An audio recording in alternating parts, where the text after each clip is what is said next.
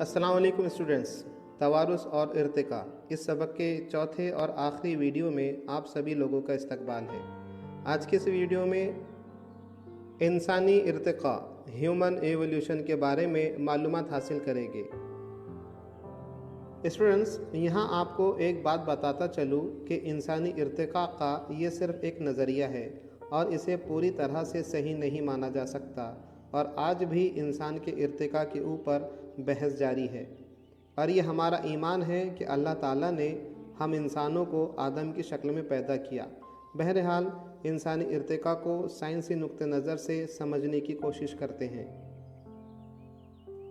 ایسا مانا جاتا ہے کہ تقریباً 7 کروڑ سال پہلے جب آخری ڈائناسورز ختم ہو گئے، تب بندر جیسے حیوانات، کچھ قدیم اور کچھ جدید لنگور جیسے نظر آنے والے جانوروں سے ہی انسان ترقی پذیر ہوئے ہوں گے۔ اسی طرح تقریباً 4 کروڑ سال پہلے افریقہ میں ان بندروں جیسے جانوروں کی دم ختم ہو گئی، ان کے دماغ کی نشوونما ہو کر ساخت بڑھ گئی، ہاتھوں میں اسلحہ ہو گئی اور وہ ایپ جیسے جانور میں تبدیل ہو گئے۔ عرصہ دراز کے بعد یہ ایپ جیسے جانور جنوبی اور جنوب مشرقی ایشیا میں داخل ہو گئے اور آخر کار گبن اور اورنگ اوٹان جیسے جانوروں میں تبدیل ہو گئے۔ ایپ جیسے باقی ماندہ حیوانات افریقہ میں ہی رہ گئے اور تقریباً 2 کروڑ 50 لاکھ سال پہلے ان سے چمپینزی اور گوریلا پیدا ہوئے۔ موسم کے بتدریج خشک ہونے کی وجہ سے اور ناپید ہوتے جنگلات کے سبب ان ایپ کو درختوں سے نیچے اتر کر زندگی گزارنا پڑا۔ ان کی کمر کی ہڈیوں کی نشوونما اس طرح ہوئی کہ وہ گھاس کے میدانوں میں سیدھے کھڑے ہونے لگے۔ تب ان کے ہاتھ دیگر کاموں کے لیے آزاد ہو گئے اور یہ ہاتھوں کا استعمال کرنے لگے اور سیدھے کھڑے رہنے والے انسان نما جاندار تقریباً 2 کروڑ سال پہلے وجود میں آئے۔ افریقہ کا راماپیتھیکس پہلا انسان نما جانور کہلایا۔ یہ ایپ آگے چل کر زیادہ بڑا اور ذہین ہو گیا اور تقریباً 40 لاکھ سال پہلے جنوبی افریقہ میں ایپ کا ارتقاء ہوا۔ تقریباً 1 لاکھ سال تک سیدھا چلنے والے انسان کے دماغ کے حجم میں اضافہ اور ارتقاء ہوتا رہا اور اس نے آگ کے استعمال کی دریافت کی۔ تقریباً 50,000 سال پہلے کے انسان کا دماغ مکمل طور پر ارتقاء یافتہ تھا اور دانشمند انسان، جسے ہومیو سیپین کہتے ہیں، گروہ میں شامل ہو گیا۔ نیاندرتھل انسان ذہین انسان جماعت کی پہلی مثال تسلیم کیا جا سکتا ہے۔ تقریباً 50,000 سال پہلے کرو میگنن انسان وجود میں آیا۔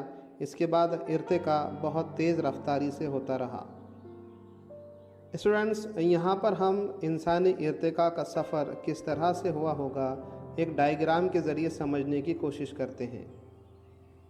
تقریباً 7 کروڑ سال پہلے لنگور جیسے قدیم جانور وجود میں آئے ہوں گے۔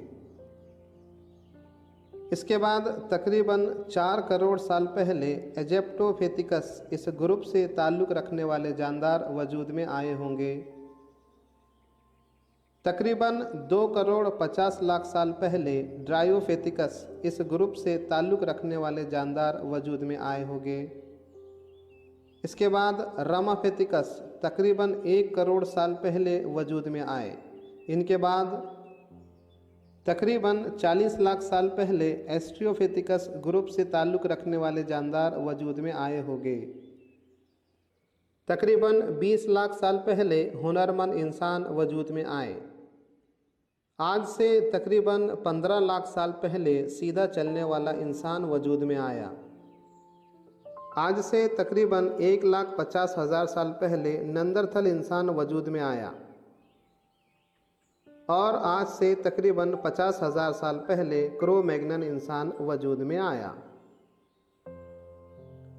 تقریباً 10,000 سال پہلے ذہین انسان کاشتکاری کرنے لگا، مویشی پالنے لگا۔ اس طرح تہذیب کا آغاز ہوا۔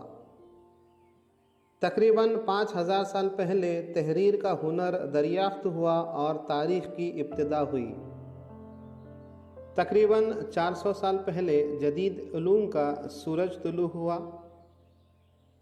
200 साल पहले सनती इनकलाब का आगाज़ हुआ।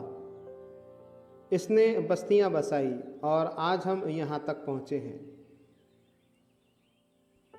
लेकिन स्टूडेंट्स, इसके बावजूद इंसानी नस्ल के आबो अजदाद की तफसील की तलाश अब भी जारी है और हम इस नतीजे पर साइंसी नुक्ते नज़र से अब तक नहीं पहुँच सके हैं कि इंसान का वजूद या इर्तिका किस तरह से हुआ है।